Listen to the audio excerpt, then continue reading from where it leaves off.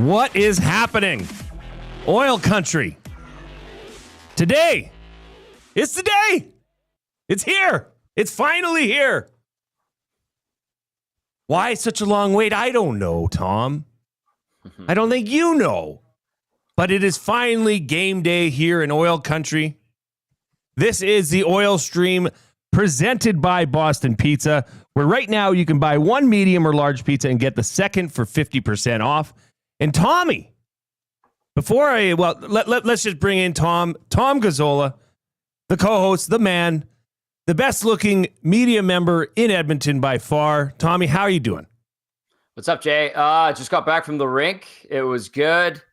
We're going to have a good pre- and post-game show, so I'm sure everything's buzzing at the studio, too. And, a lot going on. So this is good. The city, you can feel the vibe. A lot of people, lingering and walking around the district, and I think people are antsy, they're nervous, they're excited, and away we go. So let's get at it. I would say yes. There is this. It's almost a calm before the storm, and I might say so on maybe on behalf of the general oil country that there is a lot of nervousness, or is it excited anticipation? Is it nervous anticipation? And everybody's waiting to see what comes of game one, which, Tom, we are just over 6 hours from puck drop. There's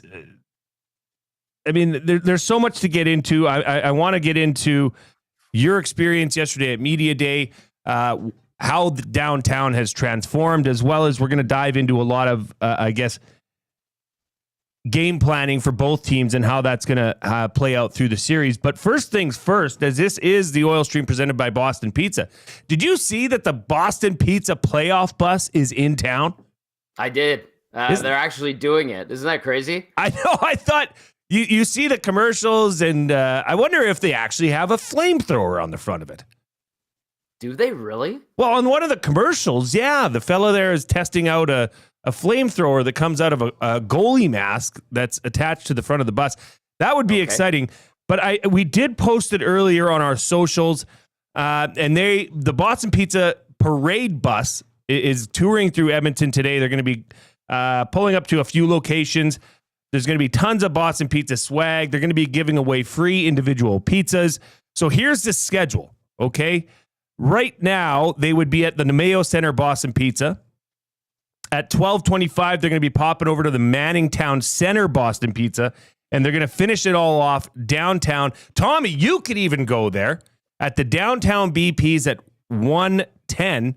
So if you want to see this beast in person, get yourself some BP swag, maybe a couple individual pizzas. Mm-hmm. Today's the day, right, Tom? Well, this ties into playoff menu, the poutine, the triple pepperoni pizza. What else do they have there? They've got the crazy cactus cut nachos that they're doing, and then the wingman pizza as well. And then if they actually did this bus, and it is going to be bouncing around Edmonton, I know it's going to be at you mentioned it's going to be by Westgate as well, where we're going to be for game 3. Shout out to Tony and Curtis over there. And if they're giving away swag and free food, go say hi to and see if they actually have a flamethrower on it. But it's funny, they do these commercials, we're watching the Marc Messier commercials with the Budweiser stuff, and you're like, I wonder if they actually do it, if that is a real thing. And the fact that they legitimately made this playoff bus, and it's going to be here, and it's for the Cup Final, and a chance for a Canadian team to win the Stanley Cup. I have a lot of respect, and BP's been a great partner. And so I know Tara and the crew are probably busy bouncing around town, getting everybody ready for game 1. So go check it out. Maybe I'll see it, but it's been hectic. I haven't had much of a chance to see what's going on today. You're a busy boy, Tom. I know that for certain. Let's get into the Popeyes spicy headlines right off the bat. These spicy headlines are brought to you by Popeyes, but the new value menu at Popeyes Louisiana Kitchen featuring 5-piece nuggets, fried pickles, mini chicken wrap, mini chicken sandwich, and blackened cauliflower, all for $4 plus tax. These are perfect snackable items that can round out your favorite Popeyes meal. Tommy, it's game 1. It's the Stanley Cup Final. 6 hours and 12 minutes do you know what time puck drop is? I think it's going to be around 6:20 because they're going to do like a little ceremony beforehand, like they always do during game one. So I think they have the trophies on display for the media day, and it was the Conn Smythe and the Stanley Cup.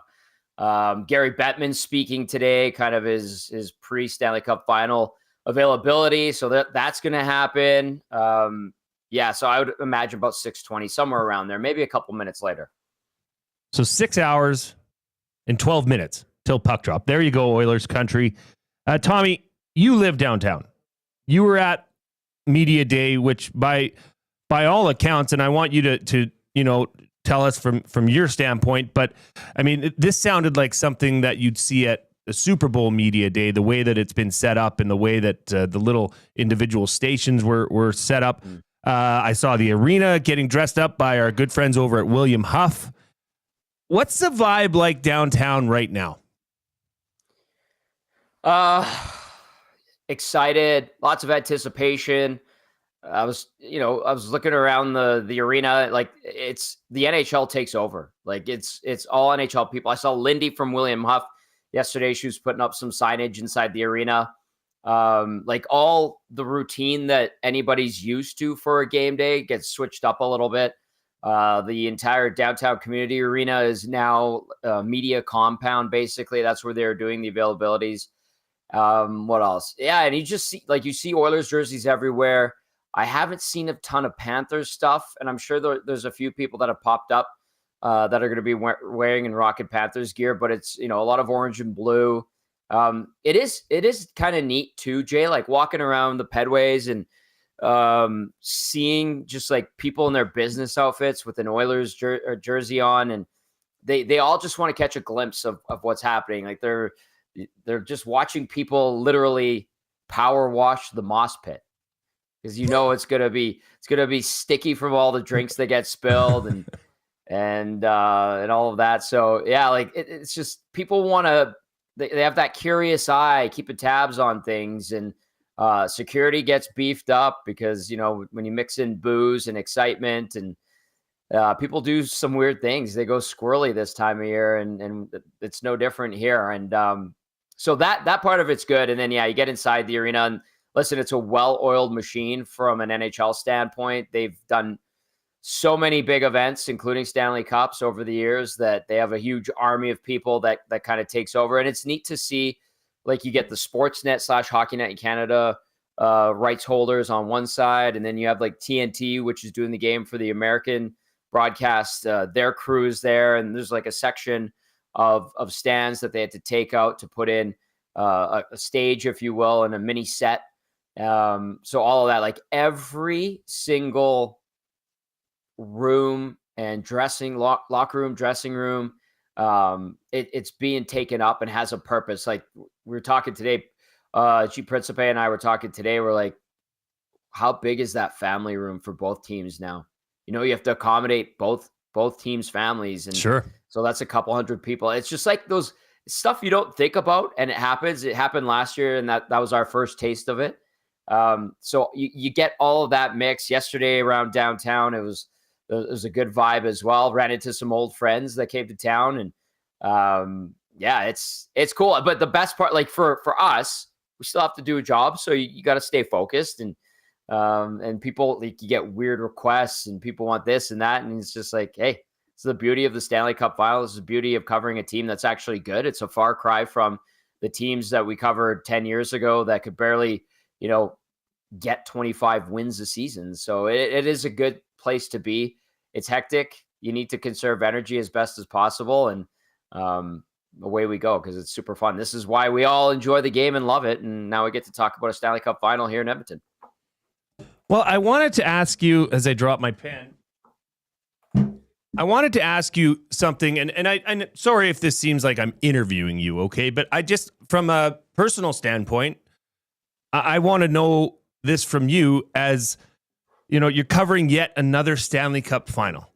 Yeah. And like you just alluded to, there's been some dark days that you were a part of with the organization leading up to this. Is it stupid of me to ask or wonder, how awesome of a feeling that is for you, Tom, for your journey with this organization to now being a major part of Edmonton Sports Talk, covering your second Stanley Cup in a row. I mean, do you ever take a second and think, wow, this has been quite a journey for me, Tom Gazzola? No, not really, Jay. Honestly, like I do remember, and like talking with Stoff and Jack yesterday, we're like, oh my God, do you guys remember 2012 when the team had one win in a 21 game span? And here we are, the entire like league media is here, international media is here. And we're in a new arena, and yeah, that part of it is cool. And I like that. And I like that this city, I like that the fans get to enjoy it. That to me is the best part. But yeah, I think it's neat, but no, it's not anything I really think just too a much pro's about. pro. Hey, like this is just another day. Jay, we're not playing in the game. Who taught me that? I think Gene taught me that. He's like, you're It's a not good playing. point. Like you're not on the team. And even when I worked for the team, like, yeah, you're on the bus, you're in the hotels, you're on the plane with them, but you keep that healthy distance or separation. And yes, you get to know them, you develop friendships, and I love that. And that's something I'll always cherish. But no, you gotta kind of maintain that fine line and enjoy it while you can. Don't go overboard, and just make the most of it. It's fun, Jay. Like, it's awesome. We get to play in the sandbox. We get to meet all kinds of great people, become friends with them. And when the focus shifts to our city and this team, it makes it a lot more exciting. So it's cool. Okay, let's shift the focus to this series, Tom. Media day yesterday, that place was buzzing. I know, Tom, you buzz around. You get the inside scoops from the national media, from the U.S. media, local media. I mean, everybody's congregated in the same place for the first time in a long time. What is the general scuttlebutt? What is the general consensus leading into this series as what is the major storyline leading to game one tonight? Okay. Yeah. Good. That's a good question.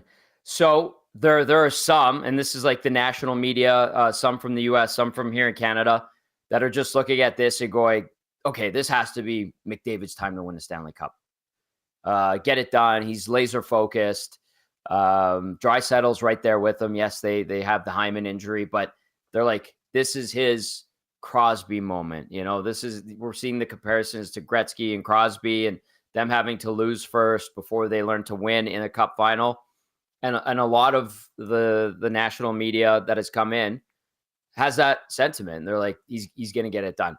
But there are others that are more skeptical, and they're like, oh, I don't know. Florida's still too good for this Oilers team. They only added Marchand is a beast. They got Seth Jones. They look like they're ready to win again. And I don't disagree with them. That's why I think we're going to have an awesome series. But it does feel a lot different from an Edmonton standpoint than it did last year. Remember last year, Jay, it was topsy-turvy. The season started terribly. They go and rattle off like a huge 16-game win streak, got an 8-game win streak in there. And then the playoffs in the second round, they go to game 7 against the Canucks, survive that, get by Dallas, and then go down 3-0 in the final. And it's like, these guys need another lesson. But then they make the miraculous run to game 7 and then lose a tight, tough game 7 that was reminiscent of 2006 in a low-scoring game away from, Edmonton. And then, yeah, they kind of didn't win everybody's confidence over right away this year. People talked about how they were old and they worried about guys being banged up and the defense wasn't good. The goaltending wasn't up to snuff. And a lot of those arguments and cases that were made were correct. And then they kind of dialed it in once they got past game 2 of the LA series, and they look like that championship caliber team that made it to the cup final last year. But having that experience and knowledge of what it takes to win and going to game 7, like there are those that, still think Florida will win it. But then there's the others that are going, no way, this is Edmonton's turn after everything that's gone on. There's no more lessons, Jay. Right. There's no more lessons for this Oilers team. They've lost to the last 3 Stanley Cup champions in the last 3 years. So there's nothing left for them to do but win. Now, let's go back to something you said right off the top and then something you finished with in terms of experience. And it is a hard, I guess, historical reference to ignore that some of the greatest to ever have played this game went through exactly what's happening right now. You go to the Stanley Cup Final, you lose. You return to the Stanley Cup Final, you win. Is there something to be said? Because I mean, I know on the Reed Wilkins show, this whole last week, that we've been talking about it a lot, is this level of confidence, this level of, and just how important that is to have what they went through last year as compared to last year. Is it almost hard to ignore that, Tom, that the greats that have been here before have done exactly what's happening right now? And maybe you can say, oh, this isn't just a neat stat, but there's actually more to it. That yes, this is maybe Connor's year to do it because they did this last year and they went through the anguish and the heartache of losing a Stanley Cup Final, and now they're a little bit more battle tested heading into this series. I absolutely think there's a lot to that. I mean, it would be heartbreaking to lose a Stanley Cup Final and then lose it the way they did last year and not be affected and not have the right mindset going into this year. And they had a lot of guys that came back from last year that also, have that at the forefront of their minds. So yeah, there has to be something to it. I mean, history repeating itself means that there's a legitimacy to it, does it not? Sure. Yeah, absolutely. I would think so. And yeah, these guys are they've kind of climbed the mountain and they're in that sweet spot in their careers where it feels like it's coming together. Now's the time. And I think they want to seize the opportunity and truly, I mean, I still think this is going to be a great series. And I still think the Panthers want to hoist the cup again, but it was interesting yesterday on the Hangout. I think it was Awanek that brought it up. He was talking about there is that satisfaction after winning a Stanley Cup. You're like, we know how to win it. Paul Maurice talked about it yesterday. He's like, he kind of said they won, and then you kind of get to finally exhale, but then you get going again, and you want to do it all over again, and you want to have that rush and that feeling. And I remember when I was doing Oilers TV, we would talk to the 80s Oilers. We had the 84 reunion for the 30th anniversary. We had Farewell Rexall Place. We had the 1985 team that in the NHL centennial year was voted the best team, greatest team of all time of the last 100 years.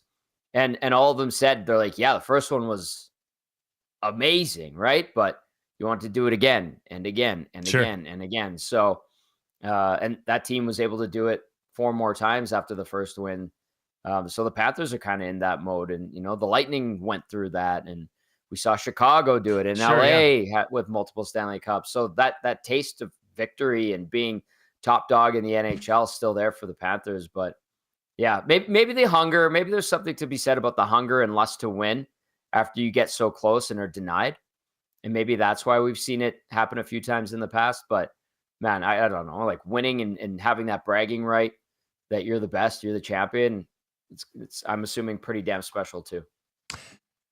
Here's how the Oilers are. These are the expected lines for the Oilers tonight. Obviously, there's a question which we will get into, but of course, you got McDavid between Nugent Hopkins and Perry, Draisaitl between Evander Kane, Kasperi Kapanen, Adam Henrique centering Trent Frederick and Connor Brown, and Janmark centering Podkolzin and Arvidsson on the back end, Ekholm and Bouchard, Darnell Nurse, Brett Kulak, and then Jake Wallman and John Klingberg. What is the latest on Connor Brown as of right now, Tom? As we know, I believe he was sick yesterday and is possibly a game time decision. But what do you know, Tom? Yeah, game time decision, Jay, officially from Chris Knobloch. He announced that today. Jeff Skinner was on the ice late during the optional morning skate. That's an indicator that he's probably not going to play. Victor Arvidsson's gear was hanging up in his stall when we popped into the Oilers locker room. And then Kapanen's been a good piece the last little bit. So that's an indicator with Skinner being out there late, working with the scratches, and Calvin Pickard was out there, and Ty Emerson, that's a sign that those are the guys that will not play tonight. So I expect Connor Brown to play. If he doesn't, here's another thing they could do. They could put Skinner in warm up if Brown doesn't feel 100% good enough to play, and they could test it out. But the anticipation would be that Connor Brown does play tonight, which is good, especially with the Zach Hyman injury. So that'll be good. He got nicked up in that Stars series with the hit from Alex Petrovic, and I expect him to be out there and being the usual Connor Brown that Oilers fans have grown to appreciate. Is Connor Brown? Yeah, well, he's an interesting question, because is it even fair to say, is Connor Brown underappreciated or not respected enough, or is Connor Brown just now turned into this player that Oilers fans expect? And when you say yes, Zach Hyman's out, is Connor Brown somebody that can maybe fill a little bit of that role and get a little bit aggressive and use his speed and size as his advantage on the forecheck? Yeah, he can, and he's different than Hyman, right? He gets into the opponent's equipment. He's tenacious. I think he's a little quicker skating wise than Hyman. Hyman is kind of like full steam chugging away. It isn't pretty, but he gets there. But Connor Brown's a little bit smaller than Zach Hyman. Hyman has that heavy element to his game. I don't think we're going to see Connor Brown hit 12 guys tonight. I think, if he gets 2 or 3 Wouldn't that hits, be something, huh? It would be insane. I would be like, whoa, where did that come from? But there is an aggressiveness to his game that I think gives him an edge over Jeff Skinner right now. And if he thinks he's good to go, then he's probably going to go. And I don't think he's going to shy away from any of that. But the answer is you can't really replace Zach Hyman. That's how important he's become to the team. But if there's going to be someone who can at least fill some of that void, Connor Brown's one of those guys. And even when he signed with the Oilers going into last season, there was this Connor Brown Zach Hyman light descriptor for Connor Brown. And I think we see that. So yeah, this is a boost. He's been really good in the postseason. What is he? 8 points so far. Good depth player, very well with the experience side of things. Doesn't get too intimidated by situations. So yeah, he'll fill some of that hole. Not all of it, but as much as he possibly can. Sure. Safety Bob in the nasty chat makes a great point. He said Brown went from trade him right effing now to please God, let him be good to go tonight. Crazy year, right? Exactly. he was elevated from what did I have him at? Peter Klima status to Michael Pekka. Wow. 06 status. And then there's people like, can he become Fernando Pizzani status? I'm like, that's a steep hill to climb. That's Pizzani was great in 06. Great point, Tommy. On the other side, the expected lines for the Florida Panthers, Barkov centering Rodriguez and Reinhart, Sam Bennett centering Carter Verhaeghe and Matthew Tkachuk, Anton Lundell centering Luis Ryan and Brad Marchand, and then Thomas Nosek centering Jesper Boquist and Jona Gadjevic. On the defense, Gustav Forsling and Aaron Ekblad, Nico Mikkola, Seth Jones, and Nate Schmidt and Dmitry Kulikov. Tom, what is the health and I guess level of being nicked up on the other side for the Florida Panthers? I don't know. You keep hearing that Tkachuk's injured and other players are fighting through some injuries. What have you heard? People are keeping a keen eye on Matthew Tkachuk just to see like how he's skating, if he's going to move around, like if the week gave him obviously gave him some more time to heal up, but there are people that are watching him with a raised eyebrow to see how well he will perform. Now, there's other guys that have kind of risen to the occasion. I know we've talked about Sam Bennett being a beast, and we're watching Brad Marchand like fit in and be the perfect rat on this lineup. Mikkola was banged up, I know, and people were kind of trying to engage where he was at. Paul Maurice isn't giving us anything to be clear when it comes to the injury front, the shroud of mystery. But I think we'll be able to tell in the first 20 minutes with these Panthers players that might be a bit banged up where they're actually at health-wise. Like if Matthew Tkachuk doesn't have that extra gear or hop in his step, then yeah, he's probably being hampered by a lower body injury still. If Mikkola is a little bit lumbering and something is affecting him, I think we'll be able to tell. We'll see if the Oilers go after him and attack him and put pucks in his corner and really get physical.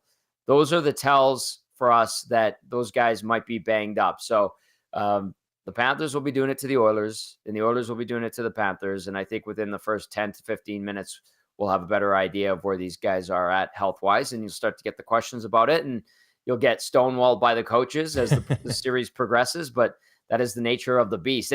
But Jay, like, honestly, these guys might be banged up. They'll take any type of freezing they can. They'll do everything in their power unless they physically are incapable of playing, and the doctor says, no, your body can't withstand this. They will gut it out for the next, 4 to 7 games. This is the Stanley Cup. This is why they do this. And these guys they're animals, and they have great medical teams around them to make sure that these guys are healthy enough to play. And it's not a safety risk, at least in the NHL's eyes, and the PA, obviously. Tom, interesting and kind of a wow when you look at Florida's third line. Anton Lundell, centering Luosterainen and Marchand. They're playing very, very well. Nobody on that line is below plus 11. Through 17 games, Lundell has 12 points, Luosterainen 13 points, and playoff Brad Marchand has 14 points. Mm-hmm. Is it safe to say that the Oilers need to neutralize? And it's funny because you're talking about a third line like you would be talking a first or second line. But is that the depth that everybody in the media is talking about from Florida's side? And is this something that the Oilers need to address and neutralize in order to win this series and ultimately the Stanley Cup? Well, I think the short answer, Jay, is yeah, you have to. These guys can hurt you a bunch of different ways. They play the right way, quote unquote.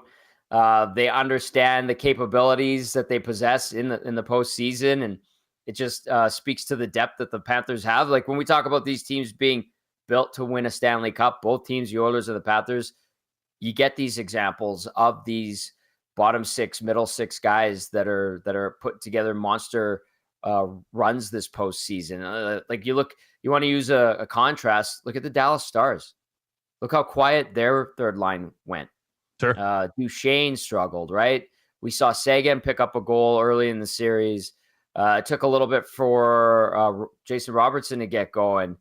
Like Jamie Benn was a ghost. Like those guys faded away, whereas these guys are cranking it up. And that's going to be incumbent upon the Oilers' depth forwards to play hard against these guys. And it's going to be incumbent upon the Oilers' third and fourth lines to also chip in offensively. And at the same time, be very aware and leery of Lundell and Luosterainen and Marchand. So it's a true clash. Like it really is. And I mean, there could be a game plan specifically for that line, but then, oh, by the way, you got to worry about Reinhart and Barkov on the top line. You got to worry about Sam Bennett and Tkachuk and a playoff Verhaeghe in the postseason. It's funny because like Maurice yesterday was talking about Verhaeghe's year, and he goes, he seemed like he was still in playoff mode, and he wasn't on the same. He used the term frequency when he was talking about Carter Verhaeghe and where his game was at, and he's like, our team was going this way, Verhaeghe's going that way. And then as soon as the postseason started, everything aligned and he's been back to being clutch. So, I mean, yes, you have to watch that line, Jay. And it's going to test the depth of the Oilers. But at the same time, if you play with fear and put yourself on the back foot, then I think you're going to get into trouble. So it's going to take Edmonton's third and fourth lines to actually push back the other way and not get caved in. All right, Tommy, let's get into the numbers game for Play Alberta. Play Alberta is your home for online gaming and excitement, featuring casino games, live dealer action, lottery instants, and sports betting. Now, with the new Play Alberta app, you can take the fun with you anywhere. Download the app or sign up today at playalberta.ca. And just a reminder to everybody out there that the new promo codes came out for June. So deposit $20 or more to get a free $50 bet, a sports bet using promo code EST Sports, or deposit $20 or more to get a $50 casino bonus using promo code EST Casino. A reminder, these are usable for new and existing players. And I said this yesterday on the show, but there's a lot of long odds right now. A lot of, especially for Dusty's play of the day, Jay's play of the day, the lock shop, the grand EST parlay. that are big shots. If you want to try and take a shot on and use a free bet anyways that you're getting from the good friends over at Play Alberta, now's the time. I mean, there are some wonderful options out there. I'm just looking right now for today's EST specials.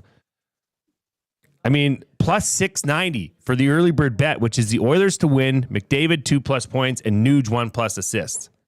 I mean, that's good. Did you say 690? Plus 690. I mean, my play of the day, which it's up already, but it got boosted to plus 420. I might use my my $50 free bet on that. You want me to leak it right now, Tom? What my play of the day is? Well, I mean, it's up to you. I guess it is. You want to give out a little? I've got a jingle and everything. Did you hear my jingle? I did. I think I caught it the other day. Oh, it's fantastic. Yeah. Go ahead. Give everybody. Okay. Well, we were just talking about the third line, so I wanted to put my money where my mouth is. I got Anton Lundell, 1 or more points. Connor McDavid, 1 or more points, and an over 6.5 goals. Now, I wanted to ask you, Tommy Gazzola, about the over portion of that play. It's set at 6.5. They have over 3/4 of the roster was on this in this series last year from both teams. They know who each other is or are. I don't think there's any feeling out period that needs to happen here. I see this game coming out with a bang and getting right into what everybody's expecting to be one of, a great Stanley Cup final. Okay, so give it to me again, just so I have it clear in my mind. Anton Lundell, 1+ point. Connor McDavid, 1+ point. And the game to be over 6.5 goals. What do you think about the over portion of that? The over is where I'm like, I don't know. I feel like we're going to see some low-scoring battles here, especially if both goalies are locked in. Tonight, though, Jay, as these teams reacclimate with one another, I think tonight would be the likeliest that it does go over. Yeah. But then I think it settles in for the rest of the series, and I think we're going to see a bunch of 3-2 games. And if I'm wrong, great, because I love offense. But it just feels like the smallest mistakes and the subtlest little things are going to be costly at both ends, more so than in both teams' prior series.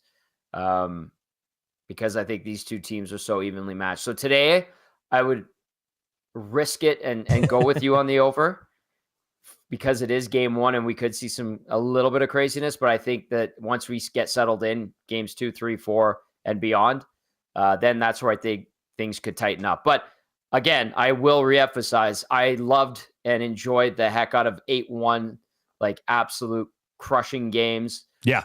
Like we saw, what was that, game 5 or game 4? 4. Last Stanley Cup final. Yeah, like that can happen. I'm fully aware of that, but it feels like the Oilers have gotten that out of their system, but they would put up a 6 spot and have put up a bunch of 6 spots this year. So I think tonight, yes, I'd go with the over, and then the rest of the way I might lean into the under. And I know it switched last series. It started around, was it over 6.5 for the start, and then it dropped to 5.5. It dropped to 5.5. Yeah. So I get it. I'd take it. Well, I appreciate your backing me up there. Riding with Jay is Tom Gazzola. And don't forget, always use your game sense with playalberta.ca, and you can go over and check all those out right now under the EST specials. As this is the numbers game for Play Alberta, you and I are just talking about a potential over tonight, which would have a lot to do with these two fellas, and Sergei Bobrovsky and Stuart Skinner. Is this goaltending matchup not being talked about enough, Tom? Let me preface it by saying that I feel like it's more of a depth conversation right now, and maybe one of the bigger storylines, which we'll also dive into here in a second, is the Panthers forecheck versus the Oilers defense, and that matchup, and how, who's going to win that battle. But for right now, I just feel like, Sergei Bobrovsky's playing exceptional hockey. Yeah, in between the pipes for the Florida Panthers. What's your take on this? Do you feel like it's maybe been pushed aside a bit for possibly good reason? But what's your take on that?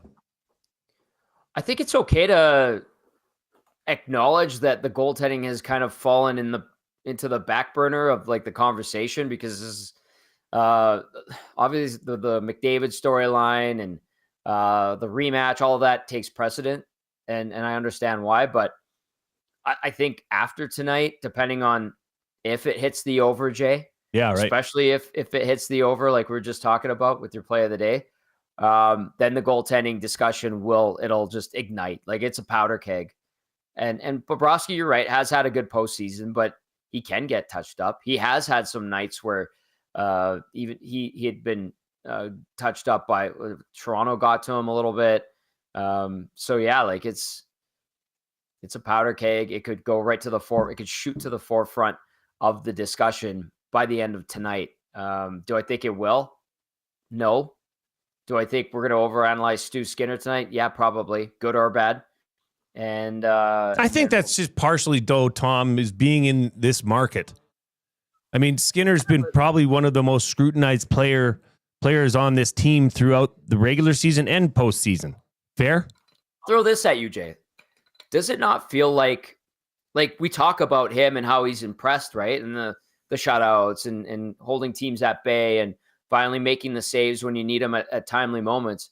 But do you not feel like he has won over the fan base and the media, and it's gotten to the point where it's like almost expected that he's going to give them a good night, the group in front of him? And I'll add this, people finally acknowledging, good or bad, that the way the team plays in front of him as a 5-man unit affects his game.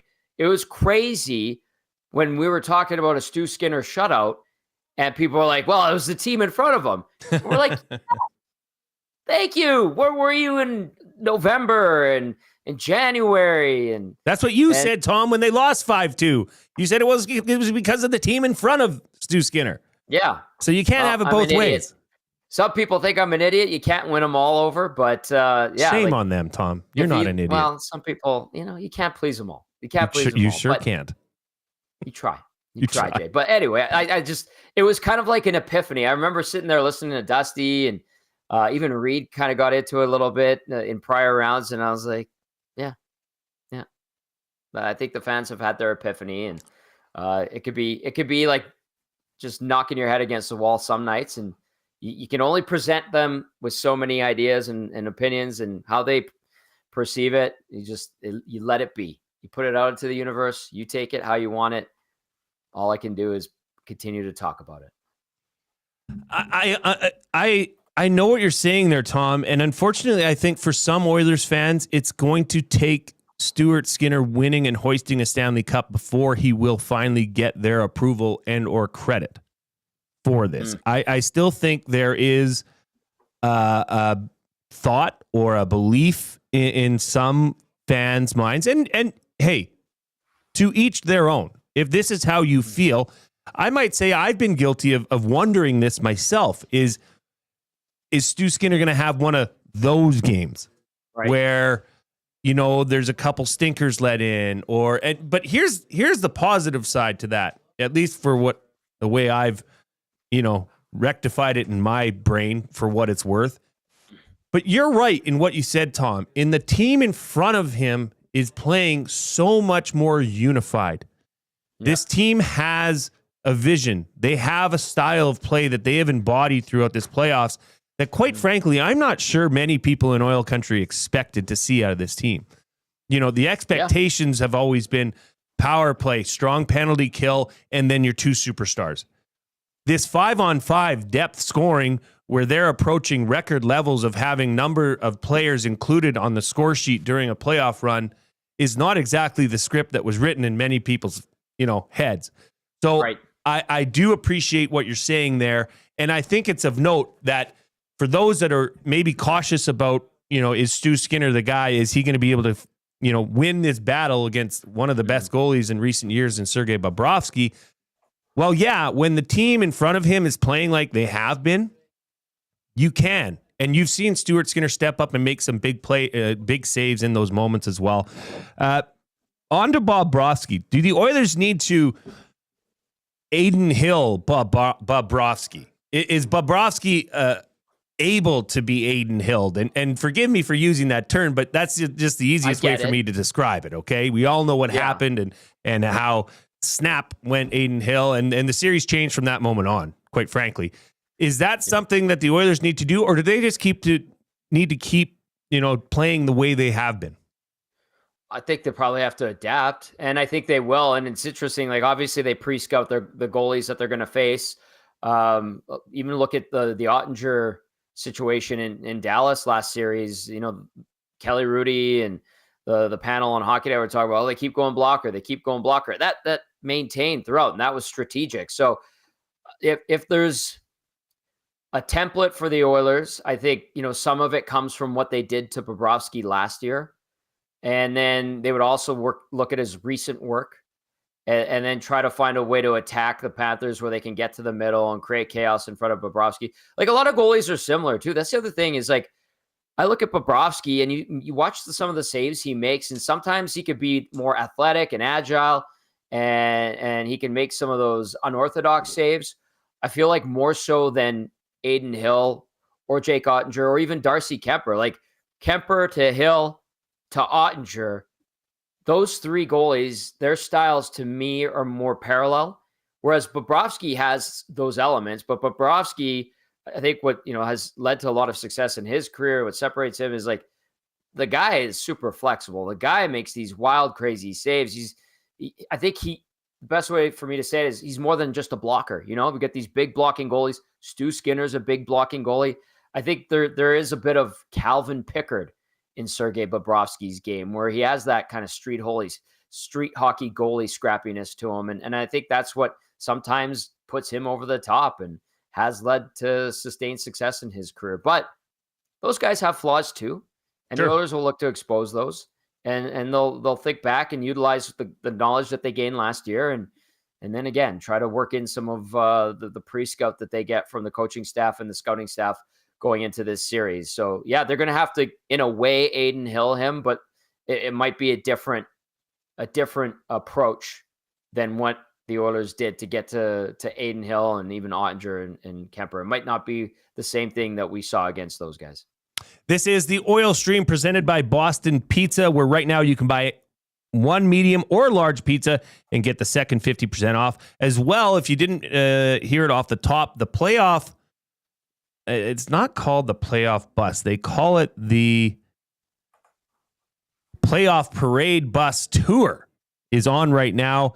Yes, that big red massive bus that you've seen on the Boston Pizza commercials, it is in Edmonton right now. In fact, right now it is in Manning Town Center, and it's going to be leaving very soon to go and make its way to the downtown Boston Pizza for $110. If you want to go there, I would suggest switching over to iHeart and getting on your way down there, because they're going to be handing out tons of BP swag and doing what they do best, Tom. That's giving away individual pizzas.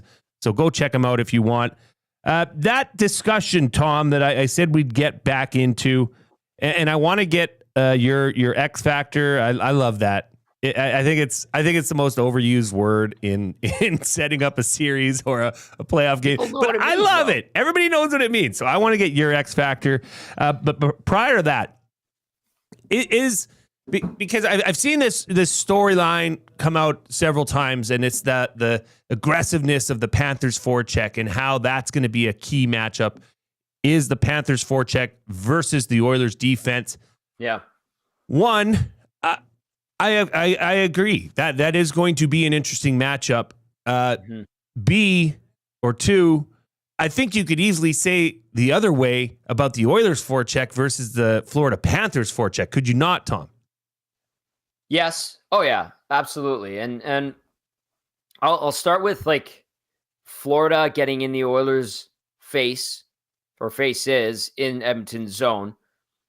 A great thing that Gager said last season, and I think it rings true, especially now in the postseason, is keep an eye on Edmonton's defense ability to make crisp, efficient passes in the first 5 to 10 minutes of the game.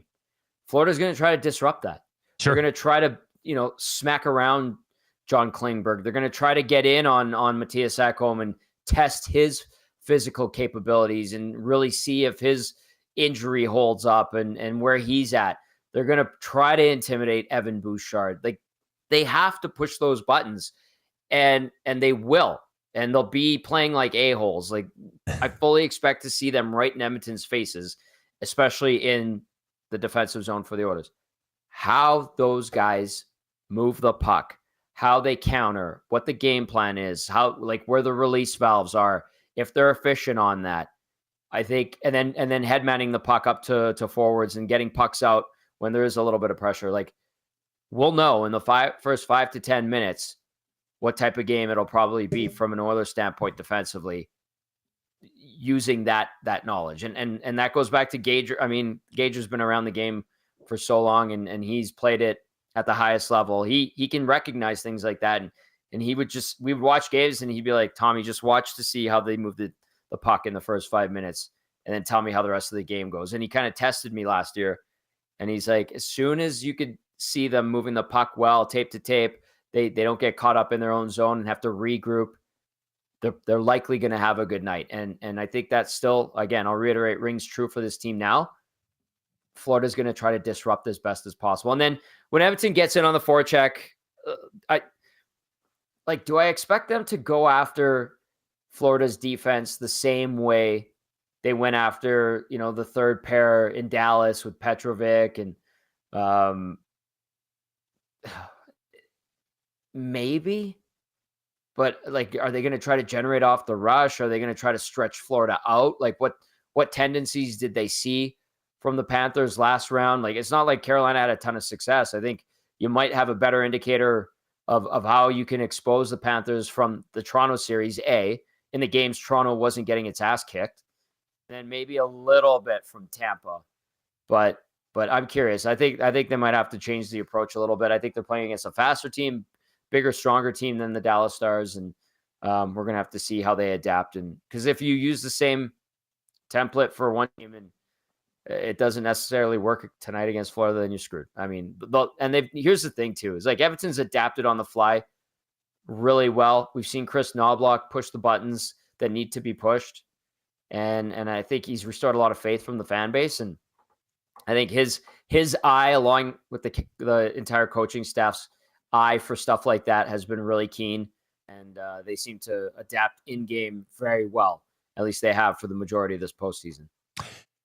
Very well said, Tom. I just want to get to something before the X Factor. Do you think that the Oilers' path to the Stanley Cup Final has been more difficult than the Florida Panthers' path to getting there? I mean, Florida started out against Tampa Bay, then Toronto, then Carolina. I mean, we know Edmonton's path, but if you look at it, and Reed brought this up yesterday, I thought it was a great point. Tampa Bay finished 7th in the league. Carolina finished 10th in the league. Toronto finished 4th. Do you think there's anything to that leading into, particularly the last series they played against Carolina, where that was not really a physical series at all? I don't think it set the temperature and set the bar for what will be a physical series here against Edmonton. Do you think that plays into this at all, Tom? This series, that is? It's interesting. And Edmonton beat 3 teams with 100+ points too, right? Yeah. Yeah. And I think Carolina had 98 or 99 to finish the year. 99. They were right there. Yeah, the style of play has kind of changed a bit. And we see more of the skill game in the East. And then out West, there's a more of a bang and crash element to it now, it feels like. I guess part of that answer is we'll find out in just under in 5.5 hours, 5 right? hours. Yeah, I look at their paths and I think they're similar. Like there were no easy matchups outside of, well, even Minnesota gave Vegas a hard time, and St. Louis took the Jets to a 7th game. Like, it's just, I think there's similar paths. I think the physical edge probably goes to the Western Conference and how Edmonton managed to get through there. And then the skill edge probably goes to the Eastern Conference. Now, there's been some moments of literal pain for players on both sides, but I think they're pretty similar how they got there. Honestly, Jay. And I don't know if there's Carolina beat the AHL affiliate of the New Jersey Devils, essentially. If the Canes got to the Stanley Cup Final and beat Florida, I would be like, well, that first round was super easy for Carolina. Sure. Because they were playing a super banged up New Jersey team. So, yeah, I mean, but I think the path and journey for both teams has been very similar. Okay, Tommy, we are about to wrap it up here for the Oil Stream presented by Boston Pizza. This has been fantastic. Thank you for being here, but I want to get your X Factor, and just a reminder that coming up as EST continues its day-long coverage leading you up to Game 1, we've got EST Afternoons coming up right after this with Hernan Salas and Joaquin Gage. And by the way, you can turn on autoplay if you haven't already, so you'll go right over on the YouTube stream. And that is going to be followed by from 3 to 6 with the Reed Wilkins Show with myself. And Tom, you're going to be appearing on the Reed Wilkins Show today at 3:40? 3:40, yeah. I'll pop on. So we'll see you there. And Dwayne Rollison joining us on the Reed Wilkins Show at 4:20. Excellent. So stay tuned for that. And then obviously the GCL Diesel Oil Stream pregame show coming up as well. That will get you set at 5 o'clock tonight. Tom, as we close, who is your X Factor for the Edmonton Oilers tonight? All right, I'm going to throw it at you like this, Jay. What is the Oilers' X Factor? I think it has to be the penalty kill. We didn't even talk about it. Has to be the penalty kill. Needs to be better. If they can clean that up, they should be in a good spot. We could be talking about a Game 1 win for the Orange and Blue. First home game to open up a Stanley Cup Final since 1988 when the Oilers took care of the Boston Bruins. So very, very exciting, Jay. Join me at the Ice House tonight. For Tom Gazzola, I am Jay Milne. Thank you for joining us today on the Oil Stream presented by Botza Pizza. Up next, it's EST Afternoons with Hernan Salas and Joaquin Gage.